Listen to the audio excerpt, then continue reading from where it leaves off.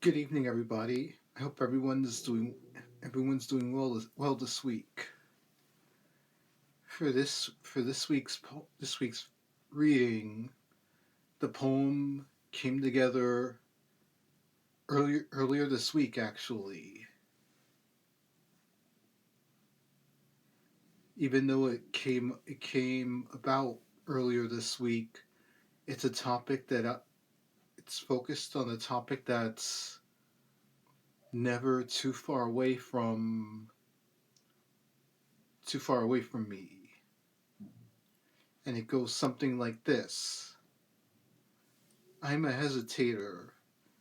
The word resonates with a harsh truth. When it comes to trying to meet someone, I'm reluctant to get close to anyone.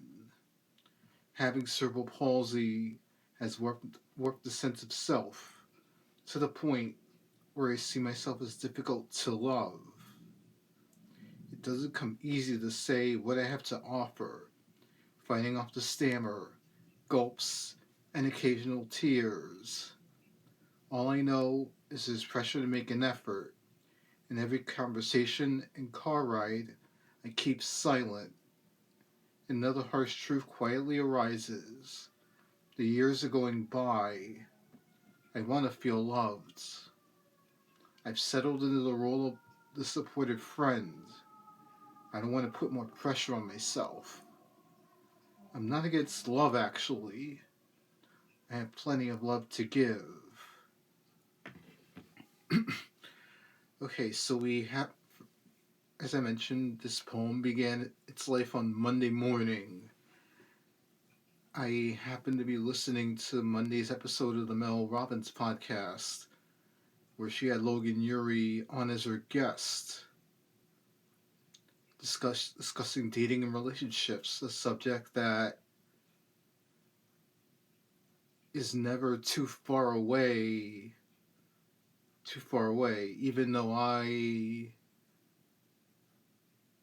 tend to put it a lot lower on the list of my priorities. So as the episode's going along, they get to the part of the relationship styles. And once Logan mentioned the word hesitator, I froze for a brief second. I kept listening to the end of the episode, and then as I lie there in my bed, the word the word still stuck with me. The hesitator is the type of person who sets unrealistic expectations for themselves. In my case, it's having to set any expectations at all, because when it comes to dating and relationships, it's something that comes up often. Sometimes jokingly, sometimes like the car ride home from the airport after I flew home from Croatia in October. It becomes a sore subject where I end up having to defend the fact that I took that trip as a solo, and that I travel solo, and end up hearing, why do you do it by yourself? Why don't you bring someone with you? So I hear that on the entire way home from the airport, and I have to like promise that, okay, I'll focus on dating and relationships. But honestly, when it comes to all that, like I have no starting point. Is it something that it's something that, for the fact that I'm at 39, it's something that I've never experienced before. I've only heard about it and seen my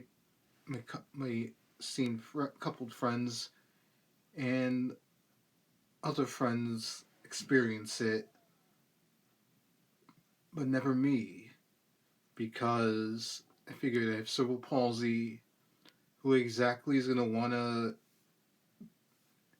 date someone like that? Especially me, when it's like I don't really have very much to bring to the table other than the fact that I can write decently, and the fact that I have the high sense of empathy and will be the biggest supporter for people when they need it. I'm there. I don't really have a lot else that would make me boyfriend material. I tend to get emotional quickly. I cry for even the littlest of things. So it's like I'm not exactly the image of the macho, strong guy that's also been fed into my head over the years, which I've summarily defied being myself. Do, does it mean that I like swearing off love entirely? No. I hope at some point in my lifetime I do get to experience the feeling of love.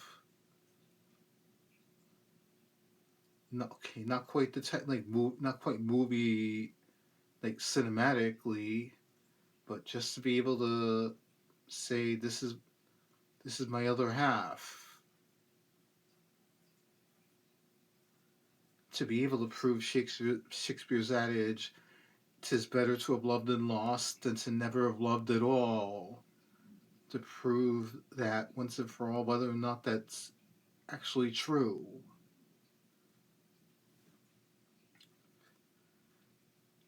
I have love to give, and I know somewhere that person who sees me for more than the imperfections that I am is out there.